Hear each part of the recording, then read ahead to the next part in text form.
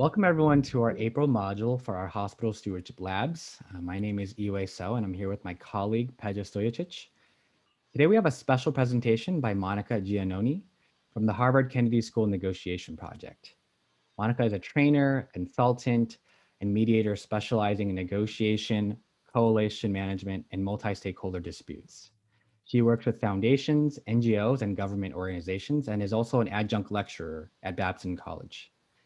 I've been working with Monica as a coach, and she's really challenged me to bring more rigor into my thinking about our own goals and interests and the interests of different stakeholders we're working with.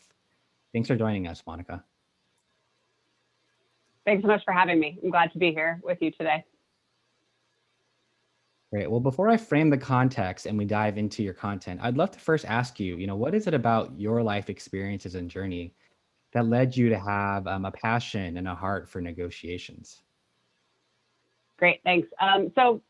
For me, I think it starts probably really early on in life, to be honest. I was always really interested in debate. I was interested in negotiation. I'm kind of competitive by nature, but that really was not what I thought would be or shape my career at all. But when I went to college, I went to Wake Forest University for undergrad, and I focused on political science and religion and found myself really interested in the overlap of these two fields of study, but then also looking at what happens in countries that have a religious government system and what happens to some of the religious minorities within those countries. And I think for me, that was the beginning of thinking about power differentials and negotiation. I'm interested in all things negotiation, but I do particularly like working, as I mentioned before, in this low power questions of groups with low power, which we define in lots of different ways, right? Power is a really interesting topic. So for me, that's it. It kind of brought together everything I'd always been interested in. But primarily, I think I'm really interested in what drives people apart, what drives systems apart, and how can we try to figure out how to bring them together, right? And so I think that's kind of the overall framework of what really interests me here. Thanks for sharing that, Monica. And it's a pleasure for us to be able to learn from your journey and really pick your brain to help us make progress on some of the intractable problems we're wrestling with in healthcare. So let me go ahead and frame our conversation for today. Many of our hospital system partners are facing fundamentally a series of what we might call a negotiation challenge. On the one hand, there's this huge promise for the role that hospitals can play as stewards of health and well-being in their regions. But on the other hand, they often encounter barriers to really building internal commitments to invest in the health of their communities or to forge the right external partnerships. We don't oftentimes talk about these barriers in this way, but they're essentially challenges around, negotiating with different types of stakeholders. And so, for example, how do you achieve alignment across siloed internal departments that each have their own goals and conflicting incentives? Or how do you work with an external community partner that maybe they have a completely different culture or set of values than you, or they might even view hospitals sometimes with some suspicion and distrust. Another example is our tendency to create these large executive steering committees or these governance structures that are really too expansive to land and move forward, rather than really mapping backwards from our ultimate goal and thinking about how to engage stakeholders strategically and in what sequence. And really, the unfortunate result of us not having these negotiation capacities is we oftentimes just leave a lot of value on the table. We aren't able to build the right types of internal or external stakeholder teams, or we might call them coalitions, to really meet our mission, which is to advance community health.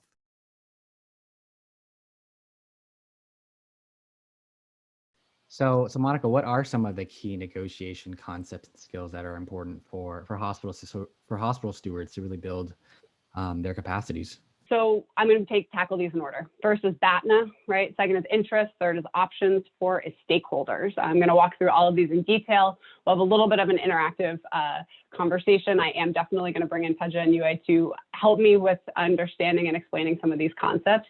But this, I think, will really set the stage well for how we're going to do some of the work and apply some of this to the situations you're all in. So first, I think BATNA, before I even define what it is, here are the two questions I want you to think about when you think about BATNA, which is, what will you do if there's no deal today, right? The other question is, what will your counterpart do? So BATNA is, if there's no way we can make a deal today, right? You and I, the three of us in this conversation, Pedja, Iueh, imagine we're all in a negotiation. It doesn't work, right? It just doesn't work. What will we do? What will I do? What will the two of you do? So what does it mean? BATNA is your best alternative to a negotiated agreement, okay? Best alternative to a negotiated agreement. Now, the way we think of the alternatives in a negotiation is the way I just kind of illustrated. It's everything I will do if we can't reach agreement today. So let me walk through an explanation and then I'll come back to some of the text on this slide. But let's walk through an example here just to illustrate this point. Pedja, I'm going to pull you in. Sure. Imagine that you want to buy Iueh's house, okay? It's for sale. Okay. And you want to buy it. You're about to meet with him. You're about to go into the conversation, to the negotiation. Imagine it doesn't work, right? You can't buy his house for whatever reason. What do you think you'll do? What do I think he will do, or what will you do? What will you do if you can't buy his house? Well, I would go out and look for other houses, like, I guess, like, that's one option, or make him a bigger offer, like that's another option, or okay. Or try to convince him somehow that my offer is good and like that he should accept it. So okay, good. All right, so I'm going to pause for a second. So what we hear here are two different concepts, both of which we're going to talk about today. We hear alternatives, and we also hear this other word, options, and we're going to come to this in a second. Alternatives are things, Pedja, you can do if Iueh says, no way, there's no amount of money you can offer to me, never going to happen, right? And one thing you said you're going to do is you're going to keep looking for houses, right? You're just going to walk away from Iueh, you're going to keep looking for houses. But our instinct here, and this is right, is, but I want this house. I want Iueh's house, so I'm going to think of things we can do together. I'm going to offer him more money. I'm going to make him a more attractive deal. Awesome. Those are called options, right? And they're super important in negotiation, but we're going to throw them away for a minute. Let's imagine you walk away, you can't buy it. So we're going to keep looking for houses. What else might you do? Are there other things that you might do? You can jump in if you can think of some as well. Yeah. You could upgrade your current house, make your current house a little bit, maybe your apartment that you're living in, you can make it a little bit nicer. Good. Because imagine that Pedja moving in with his parents looks like walking into this open apartment where he can bring in all of his things. His parents are elderly and retired and travel, and they're never there, and he has this whole apartment to himself. This is what we would call a strong BATNA, right? Because it looks pretty good. Like that is a pretty good alternative that exists for Pedja if he cannot buy at Iueh's house today. Now, imagine this is your BATNA. What might it do to your negotiating styles when you're in the conversation with Iueh? What impact might this have on you? Well, I would have definitely more confidence, be willing to give up less, as a, just to be more relaxed about it, like, so not to kind of like fight for it as my life depends on it. Like it will be more like, I can do it, but I have an alternative that's good. And he'll also probably be more specific in exactly what he's looking for in my house. Not just wanting a house in general, but it has to be better than the parents' house, right? Great. So he has confidence, he might assert more, he might be willing to be more specific or demanding, right?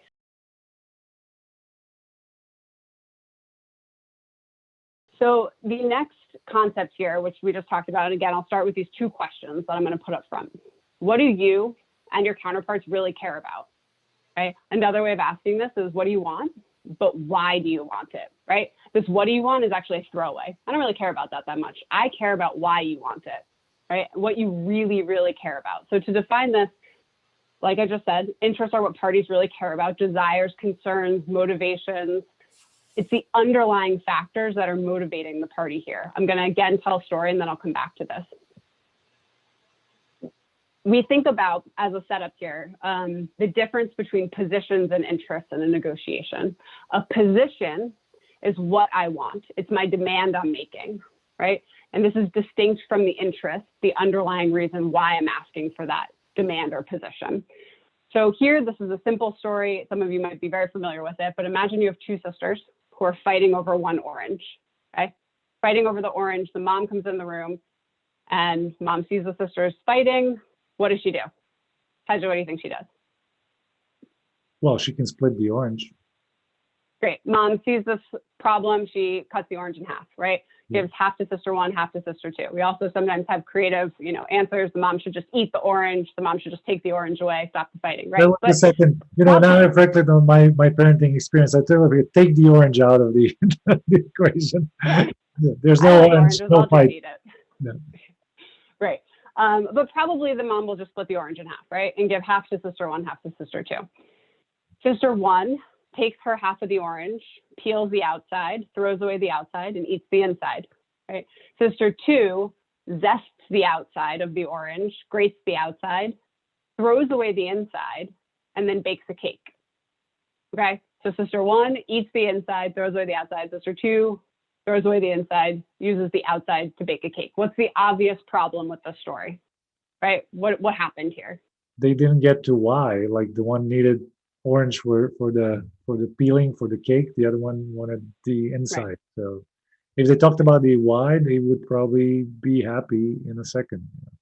Right, because each sister just ends up getting half of maybe what they could have had. We don't actually know why they want it, so we end up wasting, right? Again, a super simplistic example, but honestly, that one extra question of why do you want the orange, both in the simple story, but also in the real work I do often, that one extra question of why do you want this could uncover the interest, right? Because sister one would say, I'm really hungry, I want a snack. And sister two would say, well, we have a bake sale tomorrow in school and I need to bake a cake. And I saw a recipe for orange cake, right? That one question would have made us realize there might be another way to satisfy both of the sisters. And we're going to get to how we'd satisfy them in a second. But I just want to go back to this slide again. Positions, again, are the what, the demand, interests are the why. How we want to use this when we think about our final deals is we want to make sure we're picking deals that are meeting parties' interests, not positions. I don't care about positions, right? And sometimes it's very, very tough work to try to move from that level of positions to interests. The work is something we have to do ourselves and for our counterparts, right? And this actually goes for BATNA as well. I didn't explicitly say this. It is important before negotiation that you figure out what your BATNA is, you try to strengthen it, and that you try to figure out what the counterpart's BATNA is, okay? In the same way for interest, it is very important that I figure out what my actual true underlying motivations, my actual interests are, and what do I think about yours? Right? What are all the reasons I can imagine you're asking for what you're asking for? We often don't do this for ourselves or for others, right? We stay very positional. And when we stay positional, it's I want an orange, I want an orange. And very often the split the difference, the compromise solution works, right? Because we just think, let's just finish this, let's just get out of this, is that we are negotiating about things that are incredibly high value to us. The substance matters a lot. And we're negotiating with people where relationship matters to us. Right? Yeah. They're people we're going to work with again. We're going to see them again. And when both of those things matter, substance and relationship, we have to collaborate. And so collaboration when it comes to interest means I need to figure out what really matters to you. Yeah.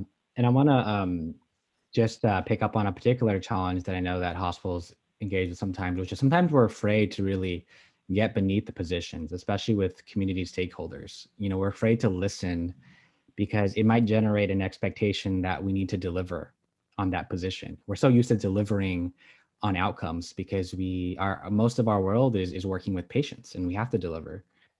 But I'm just reflecting on this difference between interest and position. So let's say a community group, their position is they want money from the hospital, right? They want more money to be invested into the community, and that's their position.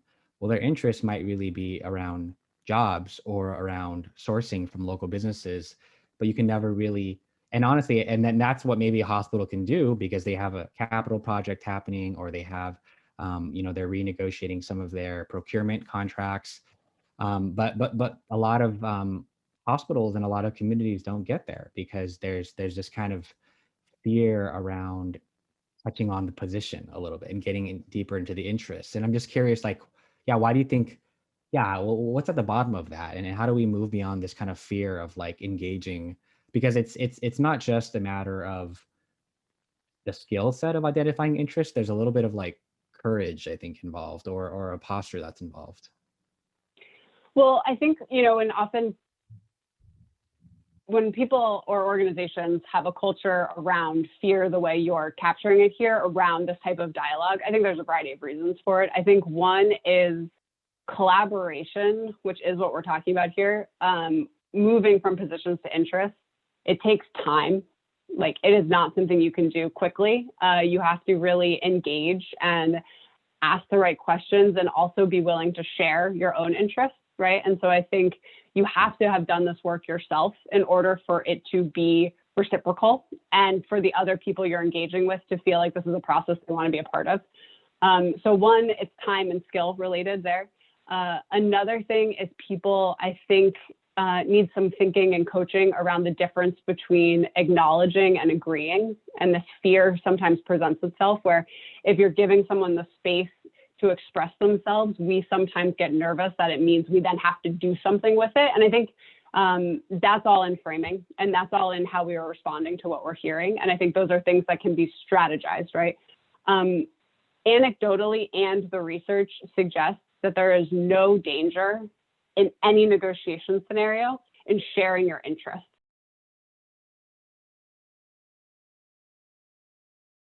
The last concept I want to cover today is this idea of parties or stakeholders, which I think is really important in negotiation. What I actually want to do, I'll read these questions first, which is, who are the real parties, right? The real parties. Real is doing a lot of work in this question. Who are the real parties in the negotiation? Or other ways of kind of thinking about this, who will be impacted by the negotiation, deal, proposal, and who can influence the negotiation, deal, proposal, right? So many different ways to think about parties. What I think is important here is to change also what we think of when we think of the term negotiation. I think a lot of people have a very formal, at the table mindset about negotiation. And I think of it as a decision-making system, right? Which these questions illustrate here. Yes, we're going to be making decisions with at least one other person, but this system has lots of influences and influencers. And so how do we start to think about this entire negotiation ecosystem or system? I think, like I just said, a lot of people have this very specific view of negotiation. I do a lot of teaching. As Iueh said, I teach negotiation at Babson, and I see that lots of people who take my full degree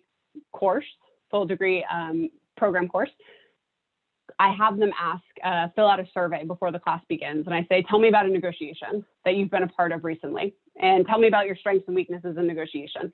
It's buying a car. It's negotiating a salary. It's, talking to their spouse about where they're eating dinner, okay? Very often we get these very narrow two-party negotiations. One thing I'll say is, great, those are all negotiations. Super important to think about those as negotiations and conflicts. A few different things. One is, very rarely are those two people you're highlighting actually the only two people in the negotiation, right? So whether it's a job negotiation around your salary, if I'm the employee, guess what? My partner matters a lot in this negotiation. My family matters a lot in this negotiation, right? They influence massively what I'm going to be asking for and what I think is fair and how I'll be negotiating, right? On the other side, the employer side, they're not the only person at the table, of course not, right? They have HR behind them. They have every person involved in this decision-making structure.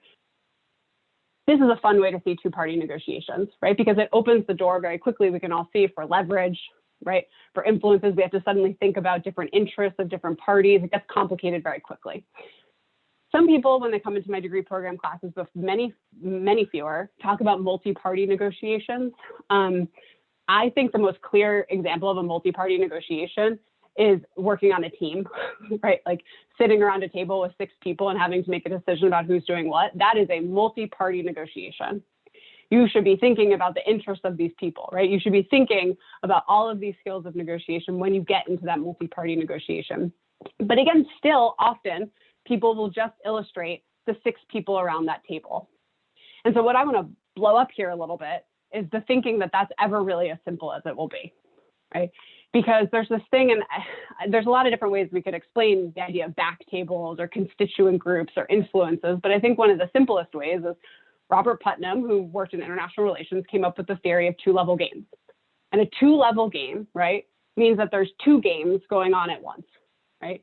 The first one is us being at the table negotiating, right? We're the decision makers, we're figuring out what's going on, we have to come up with the options and decide.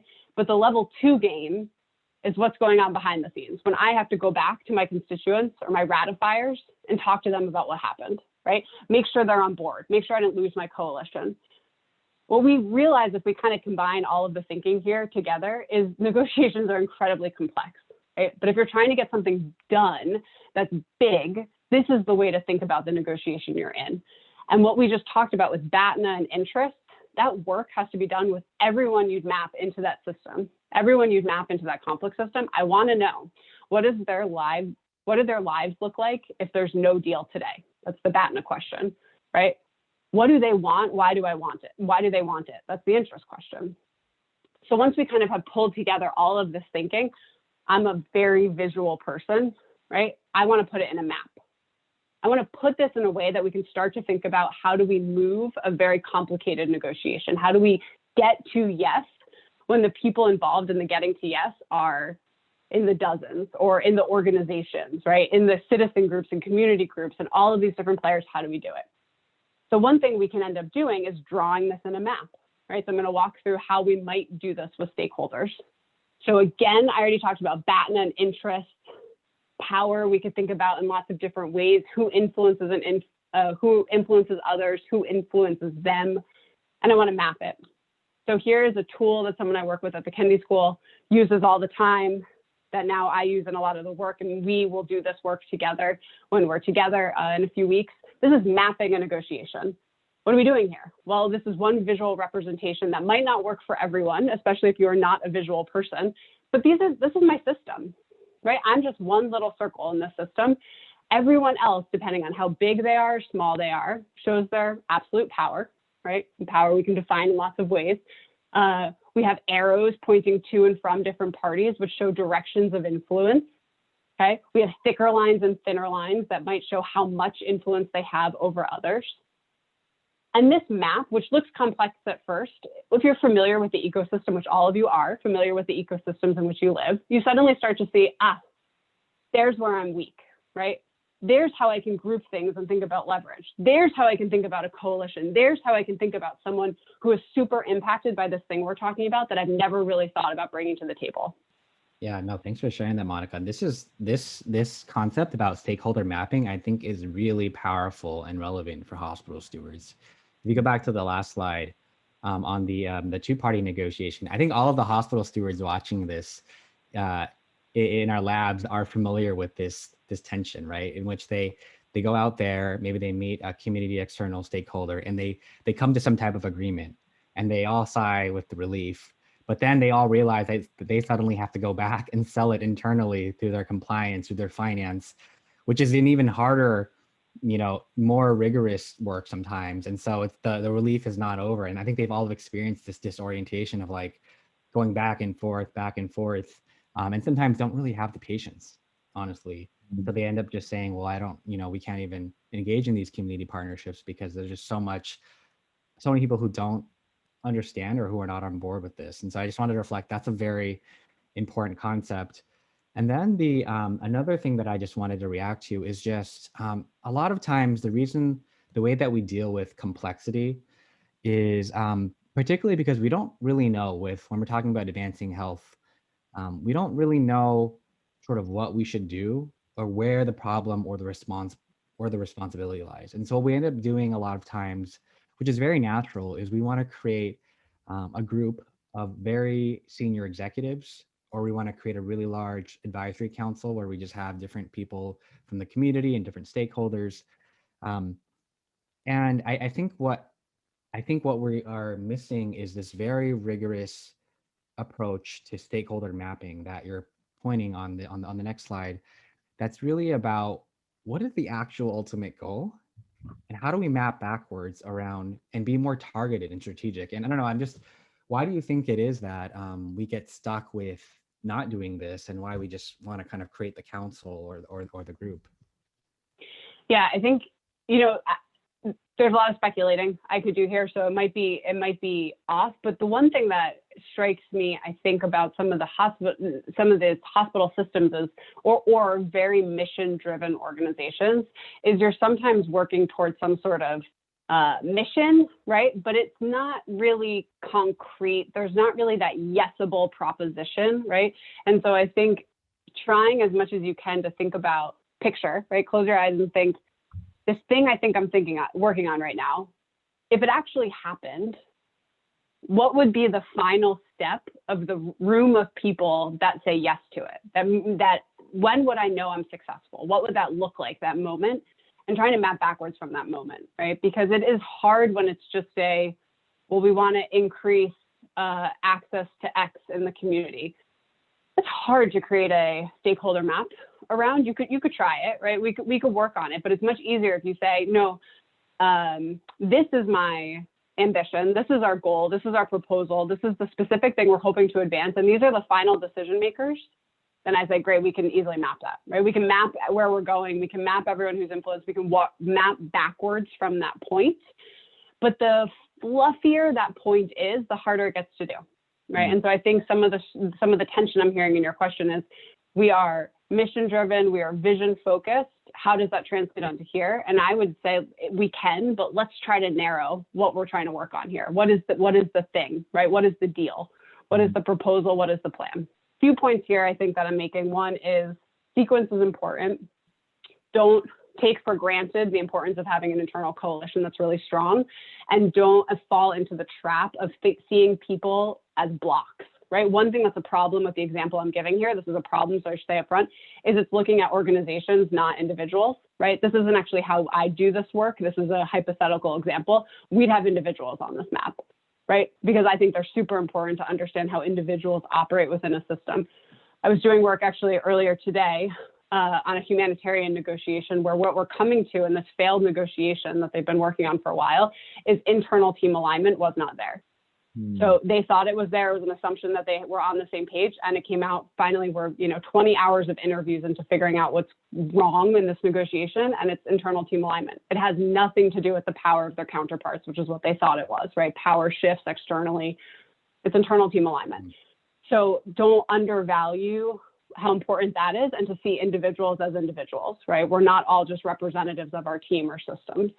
Just this point about individuals is so true. For we kind of talk about hospital stewards, but hospitals are made up of thousands of individual stakeholders, and what we find for a lot, especially of our senior executives, is they sit on boards in different nonprofits, interfaith, other things that are connected to community stakeholders. And so actually, in order to get sometimes two stakeholders on board internally, maybe you maybe you find out that they're on the board of this nonprofit, and bringing them into the mix sometimes, this nonprofit actually can facilitate internal alignment, because they're not just this like block, as you said, they're made up of people. And I think that's a lot of what stewardship is about too. It's kind of humanizing. Like, I know your institution is leading to certain outcomes and they're not necessarily good for the community, but then there's still individual agency, and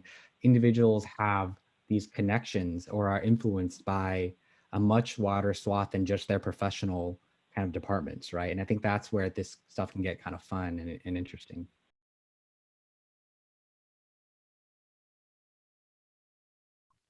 One real danger of having the most power in a negotiation is that you don't actually hear the interests of the other people in your ecosystem, and they form a coalition against you and prevent whatever it is from you're doing to go through, right? And that might not be a total likely scenario in a lot of the work that hospital systems are doing, right?